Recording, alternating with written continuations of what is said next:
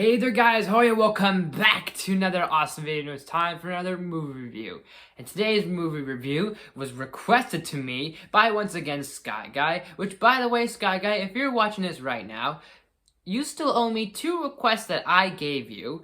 And I'm just putting that out there for when you start getting back to content again. But today's movie review is going to be of Ant-Man. So Ant-Man has Hank Pym at his lowest. He's lost his company because technically his company was stolen to him. So, geniusly enough, he hires a thief to steal his company back. So this movie, it's kind of complicated, but I like to say that this movie was directed by 2 different people, which we'll get into in between here and there, but I'm going to give you guys an idea of what I mean. So this movie was directed by Edgar Wright, and then this also was directed by Peyton Reed, who he also did Ant-Man and the Wasp, and he's going to do the 3rd one, Quantumania, and he's worked on a bit of The Mandalorian here and there. But let's get into kind of like, real quick, why this feels like this is 2 different people's direction, but technically, like when this movie was first made, the script, the screenplay, all that was all Edgar Wright. And originally Edgar Wright was going to direct this movie, and apparently he walked out on this movie. I think the only thing I heard about that the reason why he left doing this movie was because he didn't want this to be a part of the MCU. So that's why he left, or maybe he didn't have full control. I don't remember the full story, but all I know is that he left because, he wanted this to kind of be nothing to associate with the MCU. But because this is an MCU movie, I guess that's why he left, and then entered in Peyton Reed to kind of help finish things up. So this is a Peyton Reed movie, but this is also an Edgar Wright film. But we'll get into more on which one this feels more like, which one this feels less like, in my opinion. You're more than welcome to agree or disagree on that, but we'll get into that later. But let's get into the movie as a whole. What do I think of this movie? And honestly, I forget how funny and how fun this movie is, because when I first saw this movie, I had lots of fun and lots of enjoyment when I first saw this in theaters. And looking back on it, it still has that lot of fun and that enjoyment. When you have Paul Rudd in this movie, not only is he great, but he gives it his all with his humor and his heart. I think it's great. And the bond he has with his daughter, Cassie, is so adorable. It feels so genuine. And you got Michael Douglas as Hank Pym, who he is phenomenal. He's fantastic in this movie. You can feel that he has lost a lot. He didn't lose a lot compared to this Hank Pym, but Hank Pym, at least in our universe, has definitely gone through a bit. And then you feel that through his performance. And you have, I forget the actress's name who plays Hope Van Dyne, Hope Van Dyne, but she definitely is a great counterpart for Paul Rudd, outbalance and maybe balance out a little bit. And of course, when she eventually suits up as the Wasp, as we see later on in the MCU. And speaking of suits, I like the Ant-Man suit, the prototype suit that we see in the first movie, but maybe it's because of the different iterations and designs that the suit has gone through, from Civil War to Endgame to Ant-Man and the Wasp, and then later on how it's going to look in Quantumania. But I think it's kind of okay. I kind of dig and dug the later designs compared to the prototype suit. I know it's a prototype suit, but there's obviously, the suits later on do look a little bit better than this suit. It's nothing bad, it's just okay. You have Michael Pena, and to be honest, the best way to really describe and really just give you words and thoughts on Michael Pena, other than the fact that he's just Michael Pena, is just take a look at these 2 clips right here, and maybe you'll get an understanding of just, he's Michael Pena. Back it up. Back it up slow. Yeah. Just back it up. Yeah. Just back it up. Okay. All you gonna do is we just back it up, okay? That's it. Back it up. That's right. Back it up. Yep. Just back it up. No. Just back it up. Okay, so I'm at this art museum with my cousin Ignacio, right? And there was this like abstract expressionism exhibit. But you know me, I'm more like a neo-cubist kind of guy, right? But there was this one Roscoe that was sublime, bro. Oh my God. Luis. Okay, sorry. I just get excited and stuff.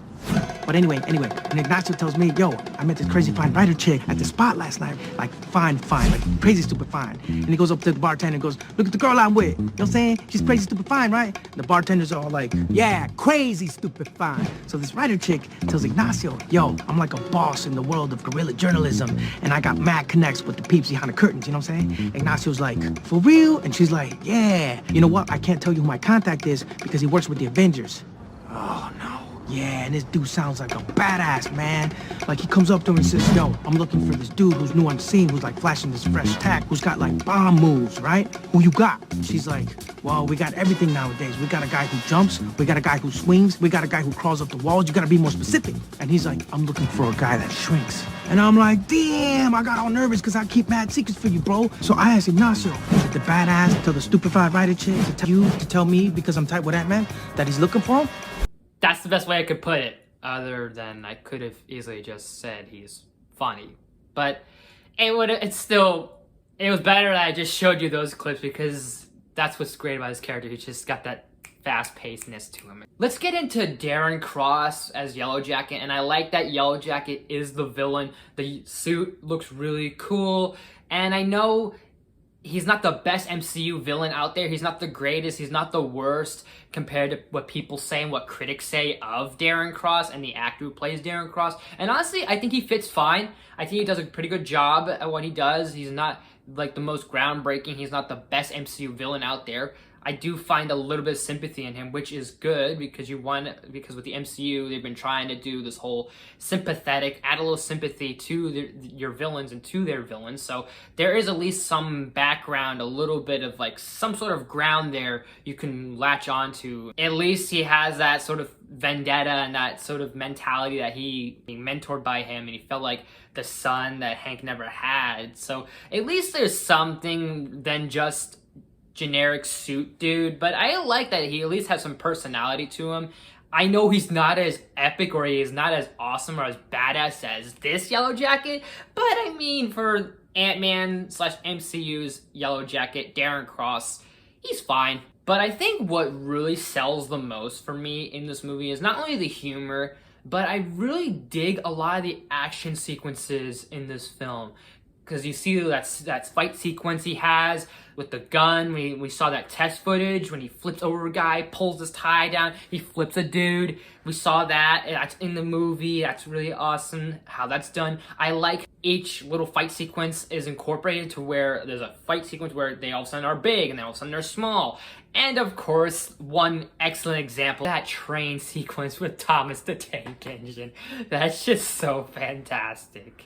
And it's not only just this really epic sequence where throwing toys around the room where it looks like they're giant freaking train cargo, and then all of a sudden just that one moment is just funny. This movie has great timing on its humor and its action sequences, and it has very great visual effects. I think the visual effects in this movie are very underrated, especially during that quantum realm sequence. I thought that was really cool. That was almost like something out of like Doctor Strange, some of those visuals, which I thought was astounding for this small rate kind of Avenger, because Ant-Man's kind of the underrated underdog when it comes to, when you think of the comics, when you think of the Avengers. Ant-Man's kind of like just down there, that I think some people forget. But I think that's very fitting that Ant-Man is pretty much an underrated underdog in the Avengers comics and throughout pop culture. Ironically enough, because this movie I feel is very underrated when you think of MCU movies. Because again, I had lots of fun with this movie, rewatching it, and with a lot of its creativity and a lot of fun moments, some really great action sequences, and a lot of great characters. I remember really liking this a lot back in 2015. It was probably one of my favorite movies of that year. So this movie is not bad, and it's not the best or the greatest or one of the best MCU movies out there. But I will give it a lot more credit than other people do. I know some people just find this movie okay, find it fine, but I don't know, maybe it's just me, but I just really dig this movie a lot more than people would expect. So I'm going to give Ant-Man, I'd say I'm going to give it either a solid A or B+. So my thoughts are, this is definitely a Peyton Reed movie, but technically and logically, this feels more like an Edgar Wright film. Like, he was producer. This was his story, this was his screenplay, this was his script. So I feel like this was more of his idea than Peyton Reed. Nothing against if you say this is a Peyton Reed movie more than an Edgar Wright film, because you can probably look up Peyton Reed, this will still be under his credit. And if you look up Edgar Wright, this will be under his credit too. So it goes both ways. I feel because this was his script, this was his screenplay, this is more Edgar Wright in my opinion.